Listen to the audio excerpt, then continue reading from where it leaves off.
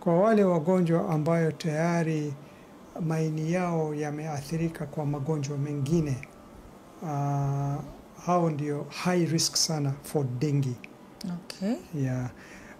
Wale wagonjwa ambao wanatumia alcohol kwa kiwango kubwa na kwa hivyo maini yao pengine yamedhoofika kwa sababu ya matumizi ya alcohol. Na kuna wagonjwa, sisi madaktari mara kwa mara tunalazimika kutumia madawa tofauti tofauti kutibu magonjwa kadhaa wa kadhaa ambayo madawa yenyewe yako na athari kwa maini. Tulikuwa tunazungumzia habari ya watu wenye magonjwa ya viungo. Okay. Kuna wagonjwa wengi ambao wako na ule ugonjwa unaitwa rheumatoid arthritis.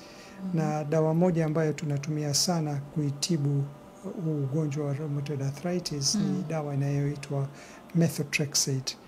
Sasa wagonjwa ambao wanatumia methotrexate na hao wagonjwa wanalazimika kutumia dawa hiyo muda mrefu, maini yao yanaathirika kwa kutumia hiyo dawa ya methotrexate. Na mtu kama anatumia dawa ya methotrexate alafu anapata dengue, ile riski yake inazidi.